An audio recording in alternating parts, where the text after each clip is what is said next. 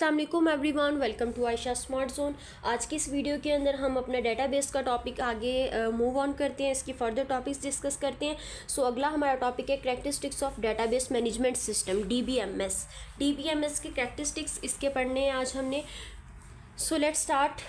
देखते हैं इसके करैक्टरिस्टिक्स के अंदर क्या है। To incorporate requirements of the organization system should be design for an easy maintenance. DBMS किस लिए डिज़ाइन किया गया? System should be design for the easy maintenance, यानी हम बहुत ही आसान तरीके से डाटा को मेंटेन कर सकें, उसकी मेंटेनेंस के लिए हमने इसको डिज़ाइन किया। ये इसकी खसूसियात के अंदर आता है, इसके करैक्टरिस्टिक्स के अंदर आता है। Information system should be allow interactive access to the data के information system should allows interactive access to the data, obtain new information without writing the fresh programme.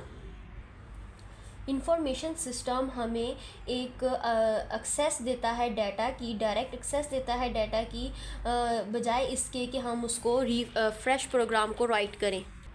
Next we have system should be design to को related datas, यानी मुख्तलिफ datas को combine करना, different datas को combine करके एक ही file के अंदर मेंटेन करके रखना हमारे पास डीबीएमएस की करैक्टरिस्टिक्स के अंदर आएगा। एन इंडिपेंडेंट सेंट्रल रिपोजिटरी, ये एक इंडिपेंडेंट सेंट्रल रिपोजिटरी है।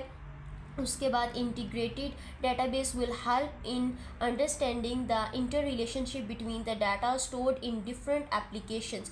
मुख्तलिफ डाटाज जो मुख्तलिफ उनका इन रिलेशनशिप्स हैं between data stored in different application, मुख्तलिफ एप्लीकेशंस के अंदर स्टोर किए जाते हैं। The stored data should be made available for access by different users. मुख्तलिफ यूज़र्स जो हैं वो एक ही टाइम में सिमल्टेनियसली एक साथ उस डाटा को इस्तेमाल कर सकते हैं। Automatic recovery failure feature has to be provided to overcome the problem with processing the system failure. कोई भी सिस्टम जो फेल हो जाता है या वर्क सही से नहीं कर रहा होता, उसके अंदर हमें प्रॉब्लम फेस करनी ना पड़े, तो हमने ऑटोमेटिक रिकवरी फीचर भी इसके अंदर डाला होता है कि यानी आपका डाटा जो है वो रिमूव नहीं होता या डिलीट नहीं होता, बल्कि दोबारा से रिकवर आप उसको कर सकते हैं। ठीक है, ये तमाम इसकी करैक्टरिस्टिक्स हैं, इसकी खसूसियात हैं, उनको आपने अच्छे से रेडी कर लेना है। ठीक है, नेक्स्ट हमारे पास है डीबीएमएस यूटिलिटी। डीबीएमएस यूटिलिटी क्या है? आ डाटाबेस लोडिंग यूटिलिटी, डाटाबेस को लोड करना,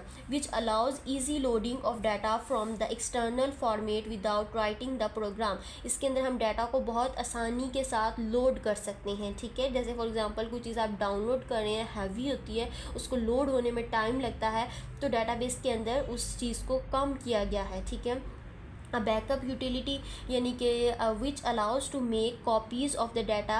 इसके अंदर डाटा की कॉपीज़ हम कर सकते हैं periodically to the help in case of crashes and disasters, या फिर कोई भी इशू आ जाए आपके डाटा के अंदर या आपकी सॉफ्टवेयर के अंदर, तो आप अपने डाटा को कॉपी करके कहीं और भी सेव कर सकते हैं।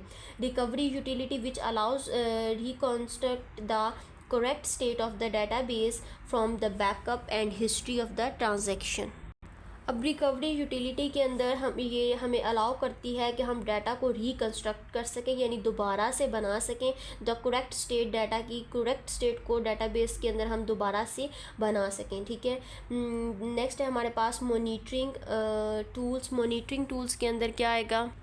मॉनिटर नाम से ज़ाहिर है कि ये मॉनिटरिंग करता है performance, so the internal schema can be changed and database access can be optimized. यानी डाटा को मॉनिटर करता है, उसकी परफॉर्मेंस को मॉनिटर करता है कि वो किस हद तक सही चल रही है, या क्या उसके अंदर कोई इशू तो नहीं आ गया, कोई चेंजिंग करनी पड़ रही है कहीं पर, या कोई भी उसके अंदर चेंज लाना पड़ रहा है या कोई चेंज करना है, उसको ऑप्टिमाइज्ड करना है, तो उसके लिए डाटा को मॉनिटर करना तो ज़रूरी है ना, उसके ऊपर कोई ना कोई हेड तो होना ज़रूरी है। तो मॉनिटरिंग टूल का काम होता है कि वो डाटा को मॉनिटर करता है कि कहाँ पर क्या चेंजिंग की ज़रूरत है और किस तरह से डाटा को ऑप्टिमाइज़ करना है।